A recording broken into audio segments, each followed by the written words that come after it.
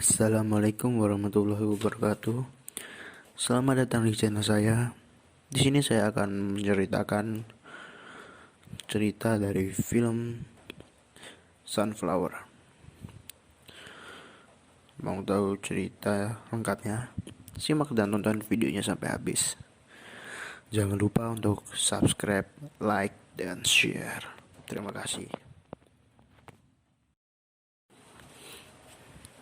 Taesik sedang menaiki sebuah kereta dalam perjalanan kembali menuju ke kotanya.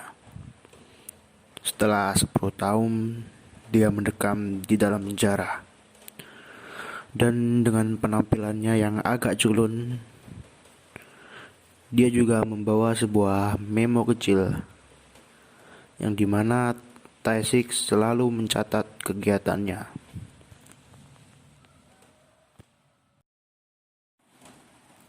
Dan Taesik pun sudah sampai di kotanya. Taesik datang ke sebuah rumah di mana dia dulu tinggal. Namun anak dari pemilik rumah tersebut tidak mengenali Taesik. Di sana Taesik berharap bertemu dengan ibu dari gadis tersebut. Namun saat itu ibunya sedang keluar dan akan kembali malam hari.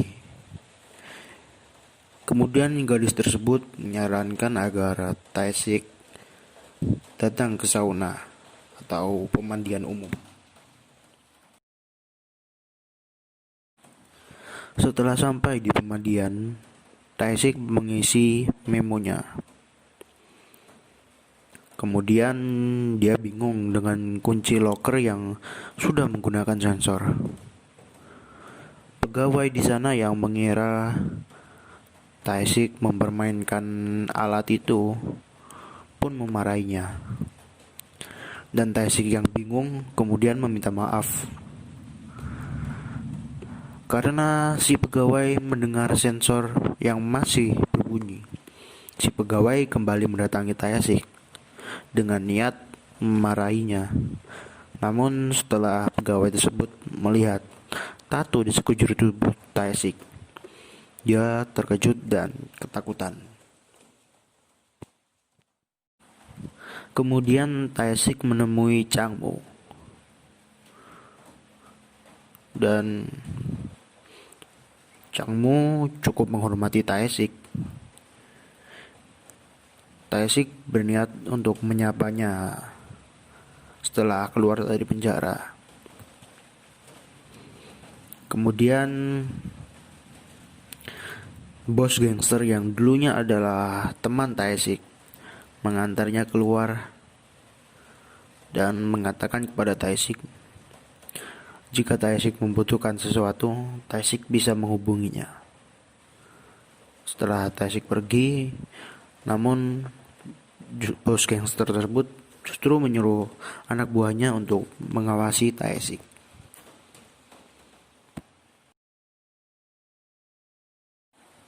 Setelah itu Taesik kembali ke rumah sebelumnya.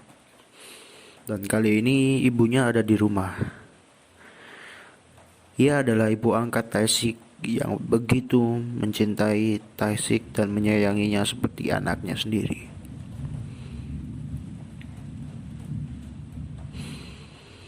Dan Taesik meminta maaf atas kejadian di masa lalu. Ibunya pun merasa sedih, namun ibu angkat Taesik itu tetap memaafkannya dan menerima Taesik kembali di rumahnya. Mereka pun makan malam menyambut kedatangan Taesik. Dan Taesik pun masih terlihat culun, sehingga Taesik dibully oleh anak kandung dari ibu angkatnya yang tidak mengenali Taesik dan menganggapnya bodoh.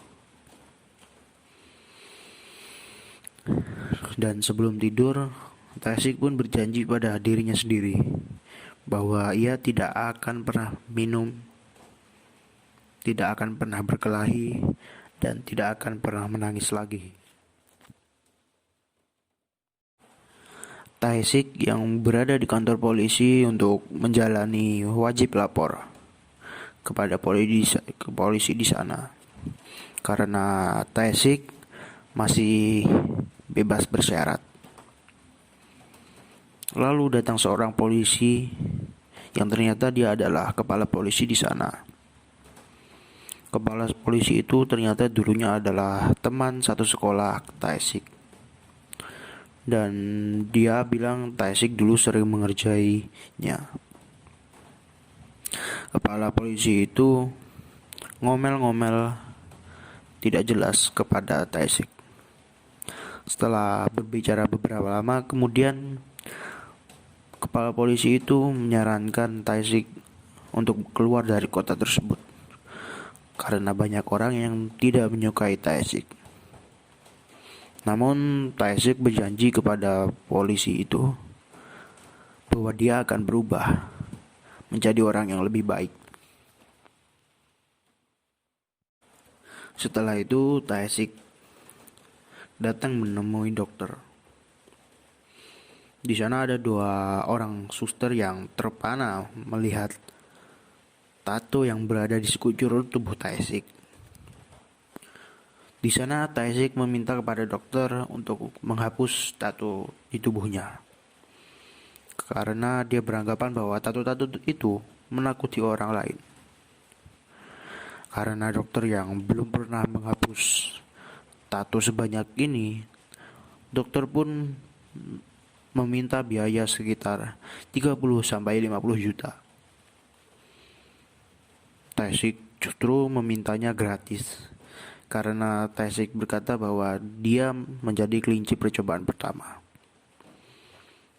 Dan ternyata bukan hanya 2 orang suster yang melihati tato di tubuh Tae-sik, tapi banyak dokter dan suster yang terpana melihat tato di tubuh Tae-sik.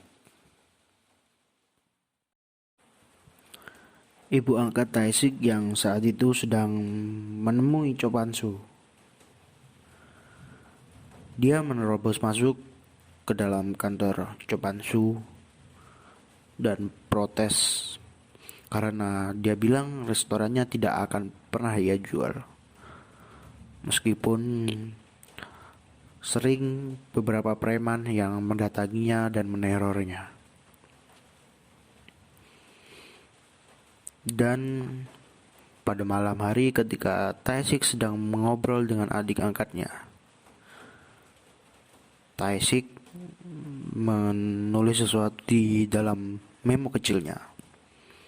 Dia tidak akan merokok lagi karena adik angkatnya menyuruhnya berhenti. Dia tidak menyukainya karena baunya tidak enak.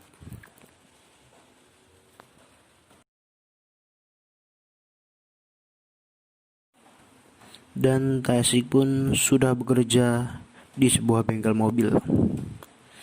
Polisi yang sedang melintas saat itu, ketika melihat Tae-sik, dia bercerita kepada rekannya. Awal mula Tae-sik bisa dipenjara.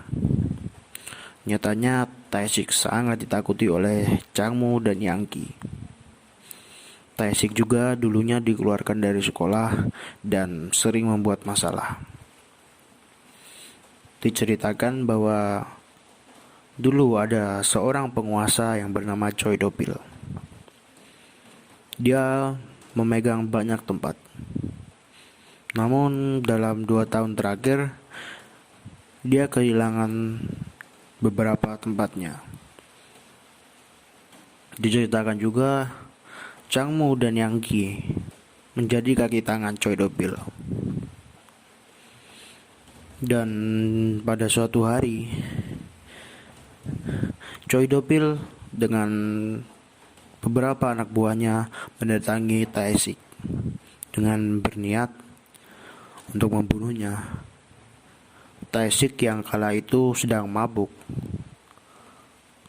menghajar mereka semua. Tae-sik mengalahkan semuanya dan membunuh Choi Do-pil.